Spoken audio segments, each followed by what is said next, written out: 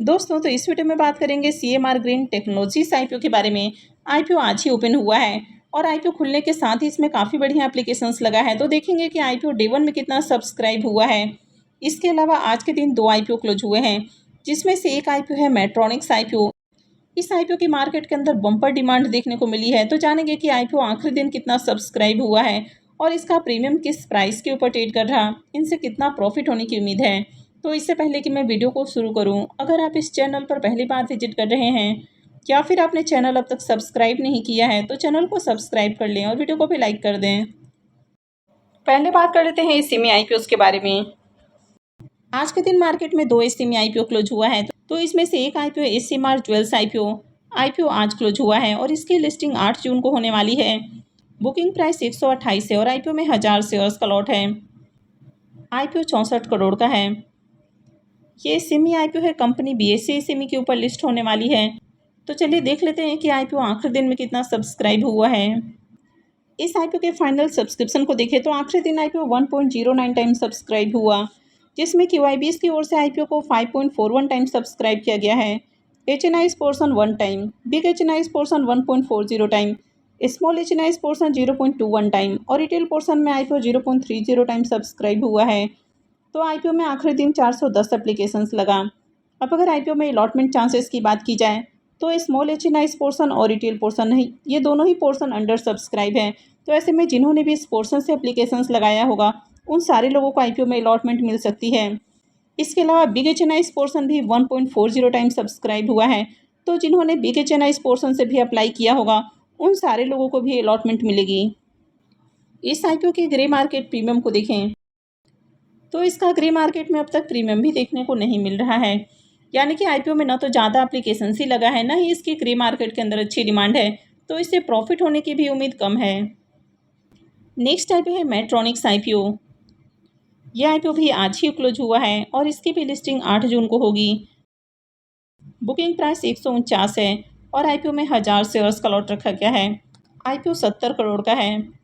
ये सिमी आईपीओ है company BSc Simi के ऊपर लिस्ट होने वाली है। तो चलिए देख लेते हैं कि आईपीओ आखिरी दिन में कितना सब्सक्राइब हुआ है। ये आईपीओ आखिरी दिन 315.36 टाइम सब्सक्राइब हुआ, जिसमें क्यूआईबीएस पोर्शन में आईपीओ को 224.91 टाइम सब्सक्राइब किया गया। तो क्यूआईबीएस की ओर से खूब एप्लीकेशंस लगा। एचएनआईज पोर्शन में आईपीओ 476.59 टाइम सब्सक्राइब किया गया। बिग एचएनआईज पोर्शन में आईपीओ 563.33 टाइम सब्सक्राइब हुआ और स्मॉल एचएनआईज पोर्शन में आईपीओ को 303.12 टाइम सब्सक्राइब किया गया है। रिटेलर्स की ओर से आईपीओ को 297.67 टाइम सब्सक्राइब किया गया। तो आईपीओ में आखिरी दिन 2,88,831 एप्लीकेशंस लगा है। यानी कि यहाँ पर हर पोर्शन में देखा जाए तो बम्पर एप्लीकेशंस लगा है, चाहे वो क्यूआईबीएस पोर्शन हो, एचएनआईज हो या फिर रिटेल पोर्शन हो, हर जगह शानदार डिमांड देखने को मिली है। आईपीओ आज क्लोज हुआ है और इसकी अलॉटमेंट 4 जून को यानी कि कल के दिन ही होने वाली है। रिफंड डेट 5 जून है, क्रेडिट डेट भी 5 जून है और आईपीओ की लिस्टिंग 8 जून को होने वाली है। तो चलिए देख लेते हैं कि आईपीओ के अलॉटमेंट को कहाँ चेक करना है। इस आईपीओ का official registrar big share services private limited है। तो वीडियो के डिस्क्रिप्शन में मैं लिंक दे दूंगी, यहाँ से जाकर आप आईपीओ के अलॉटमेंट को चेक कर सकते हैं। इस आईपीओ के ग्रे मार्केट प्रीमियम को देखें तो इसका प्रीमियम थोड़ी देर पहले जहाँ 88 रुपये के ऊपर ट्रेड कर रहा था, अब ये 78 रुपये के ऊपर देखने को मिल रहा। आईपीओ में 1000 शेयर्स का लॉट है। ऐसे में 2 लॉट के ऊपर इस आईपीओ से 1,56,000 रुपये करीब प्रॉफिट की उम्मीद है। प्रीमियम को देखें तो इसका प्रीमियम 52% के ऊपर ट्रेड कर रहा है। तो काफ़ी अट्रैक्टिव प्रीमियम है। आईपीओ में देखें तो बम्पर एप्लीकेशंस भी लगा है, यानी कि हर पोर्शन में डिमांड देखने को मिली है।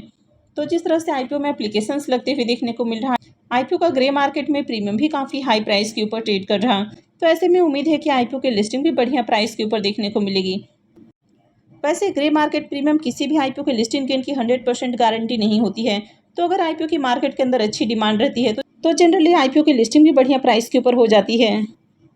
तो आप में से कितने लोगों ने इस आईपीओ में अप्लाई किया है, कमेंट करके ज़रूर बताएं। नेक्स्ट आईपीओ है सीएमआर ग्रीन टेक्नोलॉजीज आईपीओ।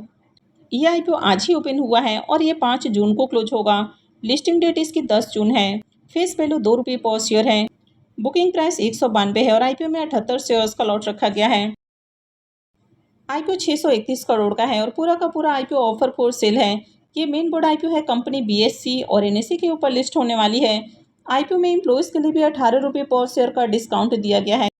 यानी कि जो भी इस कंपनी के एम्प्लॉयज़ होंगे वे अगर आईपीओ में अप्लाई करते हैं तो उनको 18 रुपये पर शेयर का डिस्काउंट मिलेगा। अब इस कंपनी के बिजनेस के बारे में बात करें तो कंपनी स्क्रैप जो मेटल्स होते हैं, यानी कि जो नॉन फेरस स्क्रैप मेटल होते हैं, तो कंपनी इनको रिसाइकल करके एल्यूमिनियम और जिंक डाई कास्टिंग एलॉय बनाने का काम करती है।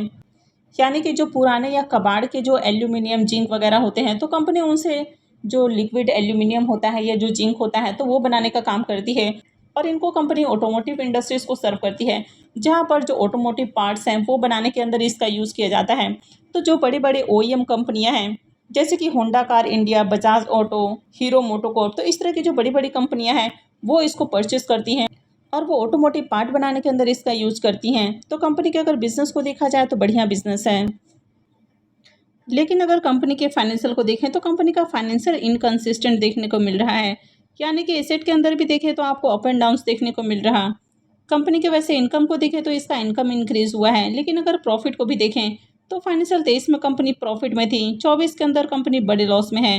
फाइनेंशियल 25 से फिर से कंपनी प्रॉफिट में देखने को मिल रही है। कंपनी के पास अभी 1464 करोड़ का रिजर्व है और कर्ज को देखें तो 1300 करोड़ से ज़्यादा का कर्ज है। तो कंपनी के ऊपर कर्ज भी बहुत ज़्यादा है और ये जो आईपीओ है पूरी तरह से ऑफर फॉर सेल है, तो यहाँ पर कर्ज का भुगतान नहीं किया जाएगा। तो कंपनी के ऊपर कर्ज थोड़ा ज़्यादा है, तो थोड़ी रिस्की कंपनी है और ओवरऑल फाइनेंशियल भी ज़्यादा अट्रैक्टिव नहीं है। तो ये इसमें एक नेगेटिव देखने को मिल रहा। चलिए देख लेते हैं कि आईपीओ आज डे 1 में कितना सब्सक्राइब हुआ है। इस आईपीओ के डे 1 के सब्सक्रिप्शन फिगर को देखें तो पहले दिन आईपीओ 2.46 टाइम सब्सक्राइब हुआ है। तो पहले दिन ही आईपीओ 2.5 गुना के करीब सब्सक्राइब हुआ है। क्यूआईबीस पोर्शन में आईपीओ को 0.03 टाइम सब्सक्राइब किया गया है। तो डे 1 में क्यूआईबीस की ओर से ज़्यादा एप्लीकेशंस नहीं है, लेकिन एचएनआईस पोर्शन पहले दिन ही 5 गुना से ज़्यादा यानी कि 5.68 टाइम सब्सक्राइब हुआ है। बिग एचएनआईस पोर्शन में इसको 5.39 टाइम और स्मॉल एचएनआईस पोर्शन में आईपीओ को 6.24 टाइम सब्सक्राइब किया गया है। रिटेल पोर्शन में आईपीओ 2.47 टाइम और एम्प्लॉय पोर्शन में आईपीओ 3.19 टाइम सब्सक्राइब हुआ है। तो डे 1 में ही आईपीओ में 2,90,000 से भी ज़्यादा एप्लीकेशंस लगा है। यानी कि ओवरऑल मार्केट में भी इस आईपीओ की शानदार डिमांड देखने को मिल रही है। पहले दिन ही एचएनआईस और रिटेलर्स की ओर से खूब एप्लीकेशंस लगा है। अब इस आईपीओ के प्रीमियम को भी देखें तो प्रीमियम में भी अच्छी जंप देखने को मिली है और प्रीमियम इसका 62 रुपये के ऊपर ट्रेड कर रहा। आईपीओ में 78 शेयर्स का लॉट है, तो एक लॉट से 4992 रुपये करीब प्रॉफिट की उम्मीद है। प्रीमियम को देखें तो इसका प्रीमियम 32% के ऊपर ट्रेड कर रहा है, तो इसका भी काफ़ी अट्रैक्टिव प्रीमियम है। आईपीओ में देखें तो पहले दिन ही खूब एप्लीकेशंस लगा है, यानी कि एचएनआईस और रिटेलर्स की ओर से बढ़िया डिमांड देखने को मिली है। तो ओवरऑल देखा जाए तो मार्केट में इस आईपीओ की डिमांड है, लेकिन कंपनी के फाइनेंशियल वगैरह ज़्यादा अट्रैक्टिव नहीं है। तो इस तरह की कंपनियों में इन्वेस्टमेंट थोड़ा रिस्की हो सकता है, लेकिन अगर ओवरऑल मार्केट में डिमांड रहती है तो आईपीओ से बढ़िया प्रॉफिट हो सकता है। लेकिन मार्केट में किसी भी चीज़ की गारंटी नहीं होती है और जीएमपी के ऊपर कभी भी पूरी तरह से भरोसा नहीं किया जा सकता है।